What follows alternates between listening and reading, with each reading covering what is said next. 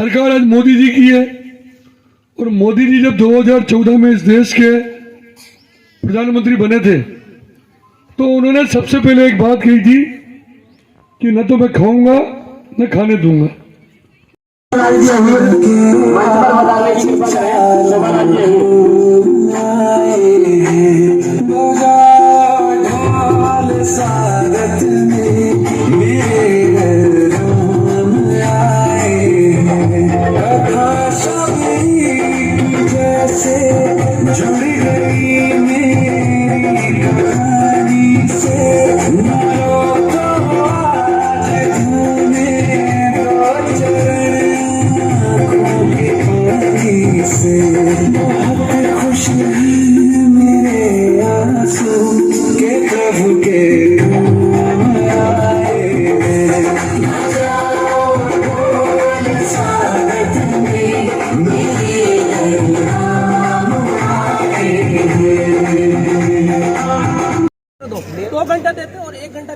वो जो प्रॉब्लम थी वो साहब ने सोल्व करा दी है, बात करके आगे अभी बड़ी मेहनत वो भी चालू करा दिया। RAPP की यूनिटें भी चालू हुई, केवल आधा घंटा कोई बिजली कटती तो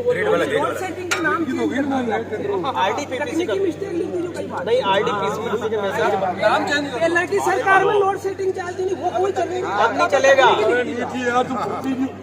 मैं जयपुर से आया हूँ और कैंप काफी पहले शुरू हो गया था, फिर भी मैं आप सबसे क्षमा चाहता हूं क्योंकि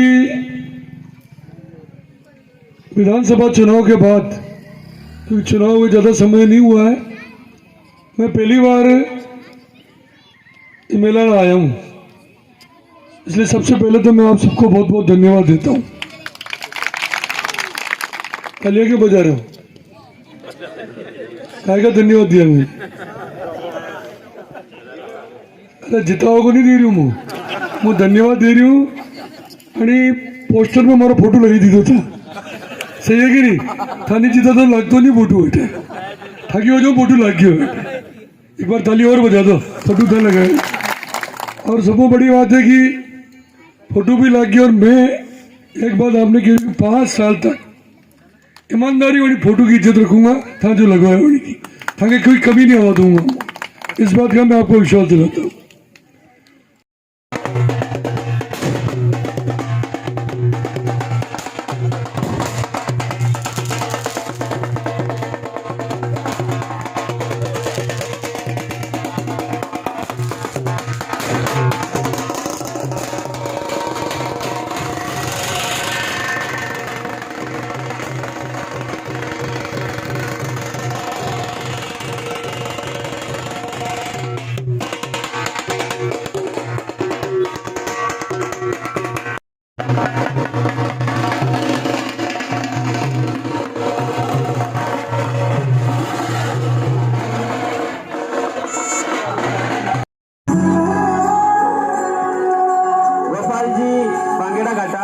मंच पर पधारे श्रीमान गोपाल जी। मैं आपका साथ छोड़ सकती है पर आपकी जान की नहीं।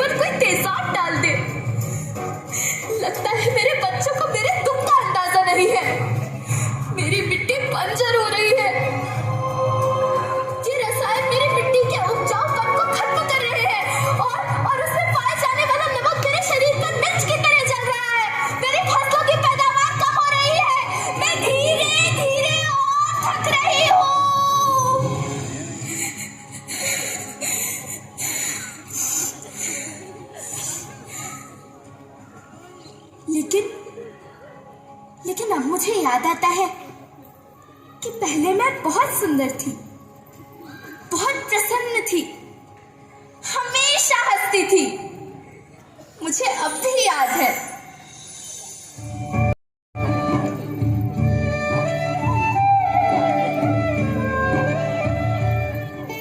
मैं तुम्हारी माँ सुंदर क्यों ना होती, मुझे तो सुंदर होना ही था, क्योंकि बीते जमाने में आप मेरे बच्चे ही तो अपनी माँ के रखवाले थे। आप लोग प्राकृतिक खेती करते थे और फिर हमारी सभ्यता में तो प्रार्थना में धरती कल्याण की है। ओम द्यौ शांति, अंतरिक्षः शांति, पृथ्वी शांति, औषधयः शांति, वनस्पतयः शांति। ओम शांति शांति शांति।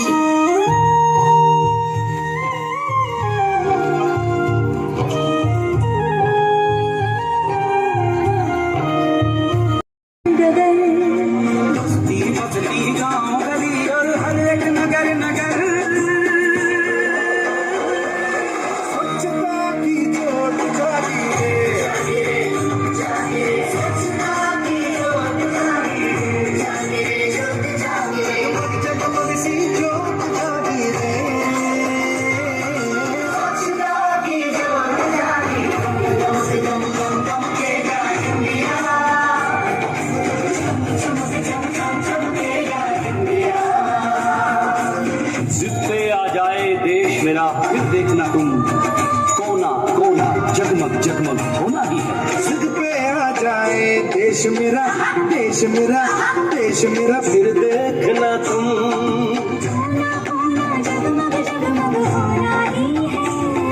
अब ठान के मुट्ठी कसने की बारी है, हर दिशा दिशा का मुखड़ा छप से धोना है।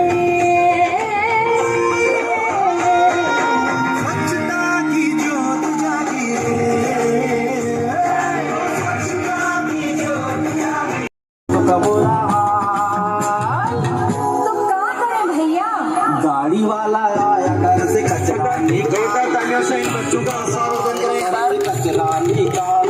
गाड़ी वाला आया घर से कचरा निकाल, गाड़ी वाला आया घर से कचरा निकाल।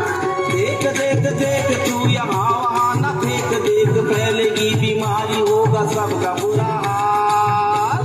अरे तो क्या करे भैया?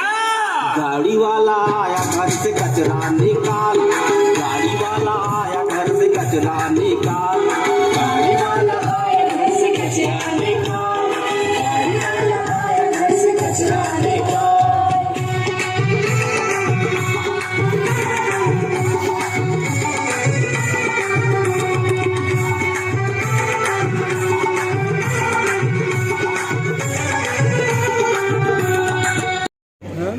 वही रिपेयर भी वही करते हैं, लेकिन रखते ही नहीं वहाँ ट्रांसफार्मर। जो भी चलते हैं ट्रांसफार्मर अपन भांगेड़ा के 7 दिन से किसान फिरता है। एक भी 7 दिन वाला आप मेरे को लाके बता देना, मैं उसकी व्यवस्था आज ही करा दूँ। अरे चलती होगी पहले, हम नहीं चलेगी। चलने नहीं देंगे ना। मेरा ये कहना है साहब कि वहाँ पर ट्रांसफार्मर की व्यवस्था करे तो आप दिक्कत है तो बता देना, अपन बात कर लेंगे और MD साहब से एजेंसी भी कर लेंगे। पर मेरी बात पूरी, अपना जो सबको कनेरा घाटा में ट्रांसफार्मर यही सिद्ध हो। आप जो करें ना वही कर रहे हैं, अपन नहीं कर रहे। मेरा किसी को नहीं भेज रहे ट्रांसफार्मर लेने, ट्रांसफार्मर भांगेड़ा से JN कौन है यहाँ पर? फोन क्यों नहीं उठाते लोगों का? केरा फोन नहीं उठाते, आयन साहब नहीं उठाते, आप उठाते हो तो गाड़ी सही नहीं कोई देते। नहीं उठा तो एक्शन का लगा दिया करो आप, तुरंत लगा दिया उठेगा। करो। जवाब नहीं देते। पूरे दिन में देनी बिजली, रात में देनी नहीं। मतलब बिजली दिन में नहीं आप तो और खरीद दीजिए।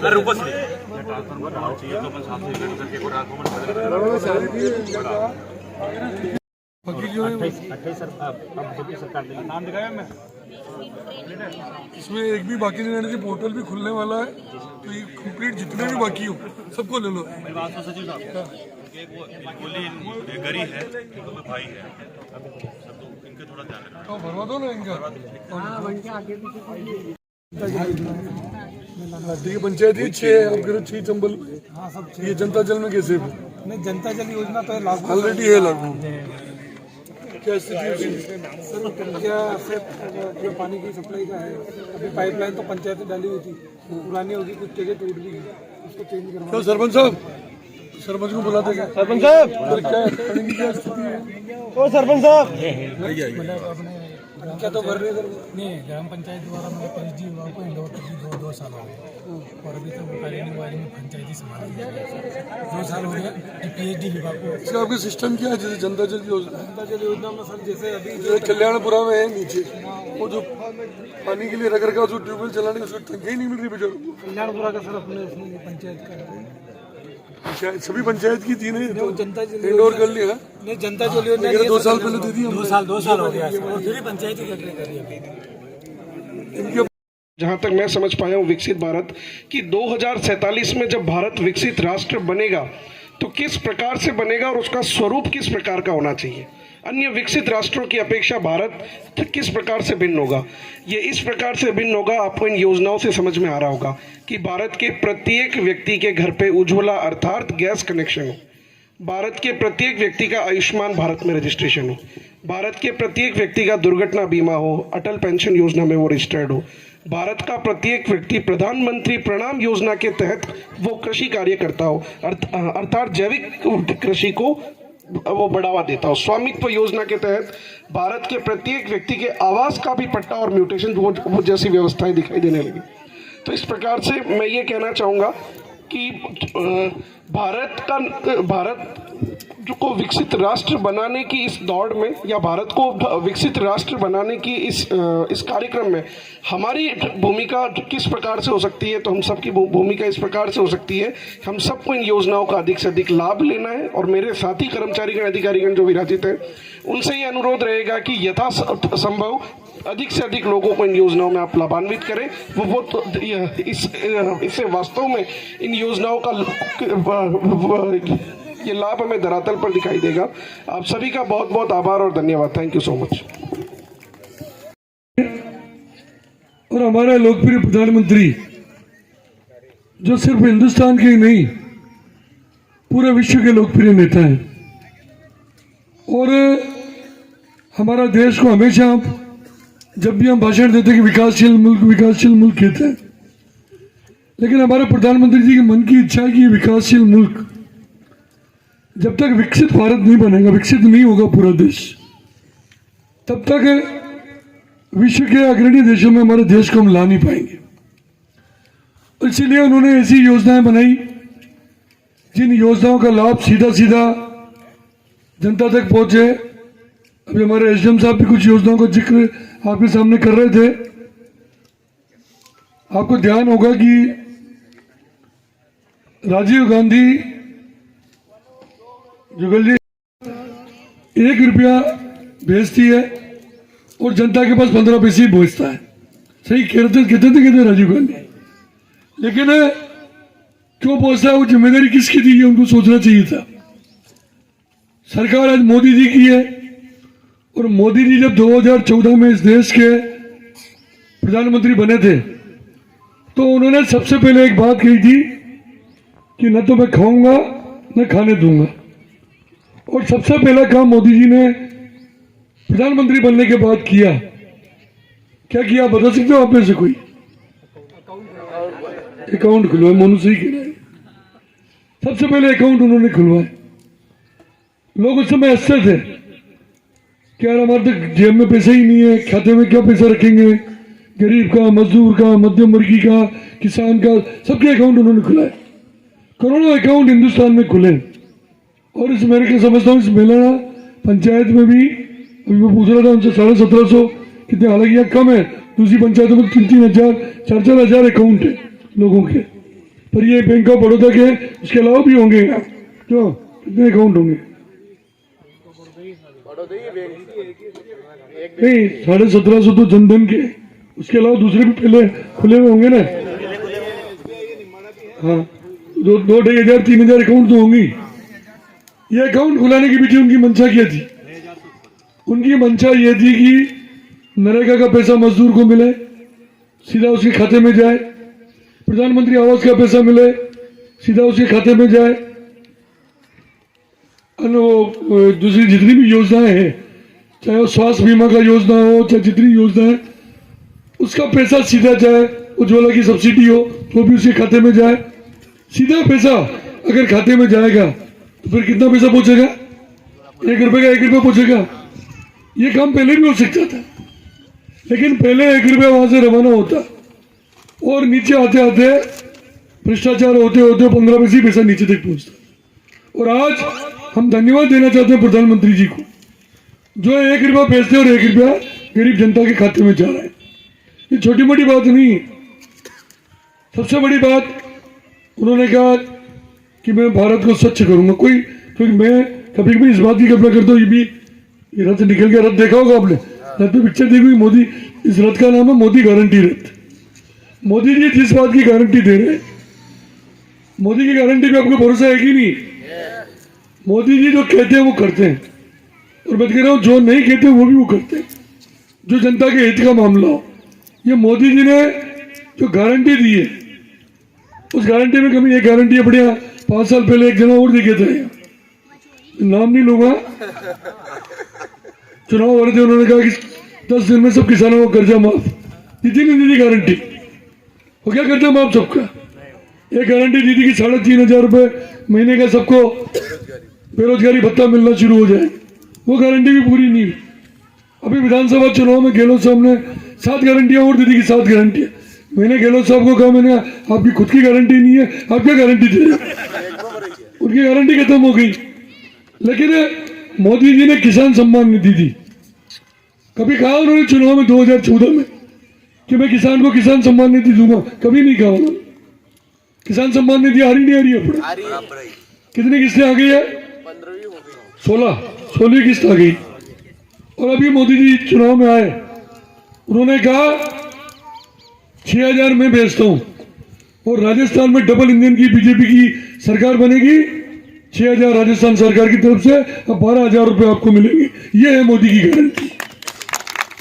उज्ज्वला योजना के गैस के सिलेंडर के लिए उन्होंने कहा था कि उनको मैं 450 रुपए में हमारी सरकार बनते ही लागू करूंगा। 450 रुपए में गैस का सिलेंडर मिलेगा।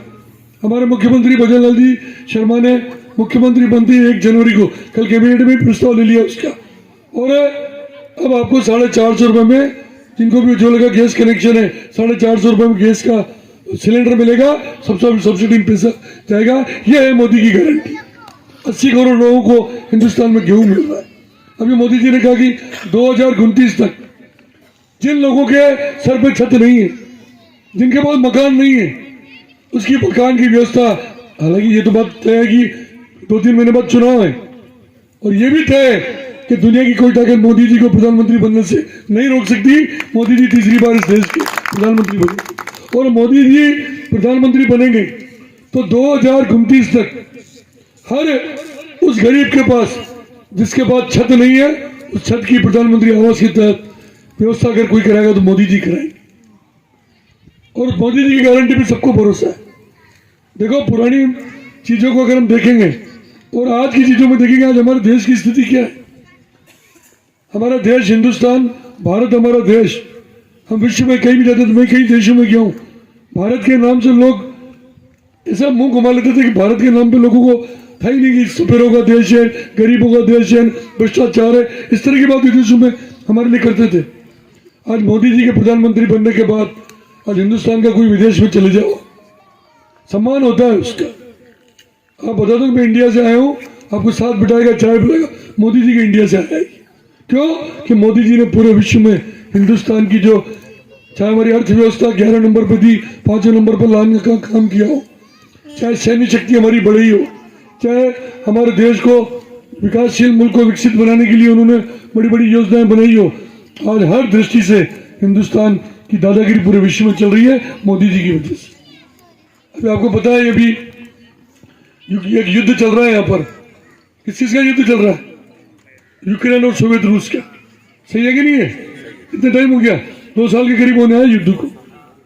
मुझे ध्यान है जब युद्ध प्रारंभ हुआ था, उस समय हमारे निम्बाड़े के भी बच्चे थे, छोटी साड़ी के थे, चित्तौड़ प्रतापगढ़ जिले के, राजस्थान के कई बच्चे थे जो यूक्रेन में पढ़ाई कर रहे थे। उनके माँ बाप हमें फोन कर रहे थे कि हमारा बेटा वहाँ फंस गया, युद्ध प्रारंभ हो गया, वापस आएंगे नहीं आएंगे हमारे बच्चे।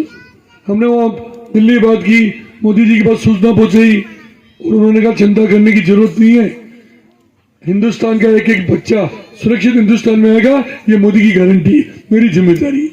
और आपने देखा होगा कि विश्व के इतिहास में पहली बार हुआ होगा कि कोई युद्ध प्रारंभ होता है तब युद्ध बीच में नहीं रुकता है। मोदी जी ने पुतिन को फोन किया, मोदी जी ने जेलेंस्की को फोन किया और उनको कहा थोड़ी देर के लिए युद्ध रोको, मैं हवाई जहाज हिंदुस्तान से भेज रहा हूँ, मेरे बच्चों को सुरक्षित आने दो।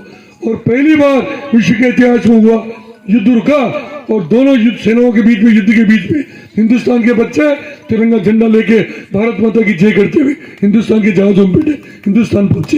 ये है मोदी की गारंटी। और सिर्फ यही नहीं, पाकिस्तान के प्रधानमंत्री उस समय इमरान खान थे, पाकिस्तान के प्रधानमंत्री को वहां के बच्चे भी पढ़ते हैं वहां पे, उन्होंने फोन किया कि हमारे बच्चों को बचाओ। इमरान खान ने कहा मेरे बस का रोक नहीं, तुम भी तिरंगा झंडा लेके इनके पीछे पीछे आ जाओ। क्या हिंदुस्तान वालों के पीछे, उनके पीछे पीछे आ गए, वही बच गए उसमें। आज मोदी के नाम से, प्रधानमंत्री मोदी के नाम से पूरे विश्व में, क्योंकि आज बड़े बड़े लोग, कई आज लोग नहीं कह रहे दो युद्ध चल रहे हैं और दोनों युद्ध अगर कोई रुका सकता तो मोदी रुका सकती, कम ताकत नहीं। हिंदुस्तान की कोई एक ताकतवर मुल्क उन्होंने बनाया। आज पाकिस्तान, चाइना, अमेरिका हिंदुस्तान के खिलाफ जितने मुल्क है, आज किसी की औकात नहीं है कि हिंदुस्तान को आंख दिखाते। पहले जो मर्जी पड़े हमारे हमले कर देते थे, आतंकवादी हमले कितने होते थे। पुलवामा में आतंकवादी हमला हुआ, मोदी जी ने उस समय सर्जिकल स्ट्राइक की। पाकिस्तान की तो हालत अपन देख ही नहीं क्या हो रही, कंगाल हो गया पाकिस्तान। तो ये चीजें लोगों को हमको बतानी पड़े, और विशेष रूप से मोदी जी की जो योजना है, क्योंकि कोई भी देश विश्व में अगर अग्रणी देशों में आना चाहता है तो उस देश में रहने वाले गरीब को गरीबी रेखा से ऊपर हमको लाना पड़े, उन योजनाओं का लाभ हमको दिलाना पड़ेगा। अब ये सरकारी अधिकारी कर्मचारी यहाँ पर बैठे हैं, ये भी हमारे परिवार के सदस्य, लेकिन खाली इनकी जिम्मेदारी नहीं है, ये जितने लोग मंच में बैठे हो नेता, तुम्हारी जिम्मेदारी भी है। क्या सही कह रहा हूँ दिनेश, गलत कह रहा हूँ? सरपंच साहब उठ रहे हो साहब, कहीं उड़े हो?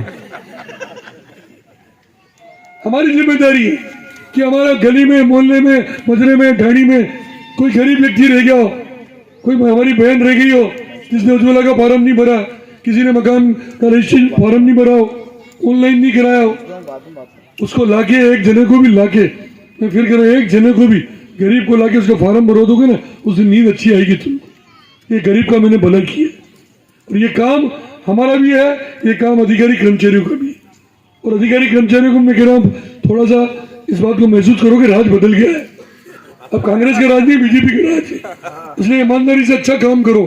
क्या, और मोदी जी की योजनाओं को, अब राजस्थान सरकार की योजनाएं भी आएगी, कई कैंप और भी लगेंगे सरकार के, अभी जो सरकार बने सवा महीने ही नहीं हुआ है, तो इन सब योजनाओं का लाभ हम गरीब तक पहुंचाएं, राजस्थान को हिंदुस्तान के अग्रणी राज्यों में लाएं और हिंदुस्तान को विश्व के अग्रणी देशों में लाएं, इस बात का प्रयास हम सबको मिलकर करना पड़ेगा।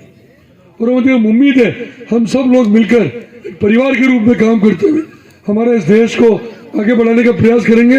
और जो ये विकसित भारत संकल्प यात्रा है, इसका जो भावना है हमारे प्रधानमंत्री जी की, उनके भावनाओं के अनुरूप हर गरीब व्यक्ति तक ये लाभ हो। जब भी आपने ये आजीविका की, हमारी बहनें बोल रही थी कितने ग्रुप बने हुए, कितने ग्रुप बताए? ग्रुप कम बने हुए हैं और बनो हो गया, हर पंचायत में 15-20 ग्रुप, गरीबों को फायदा होगा इससे।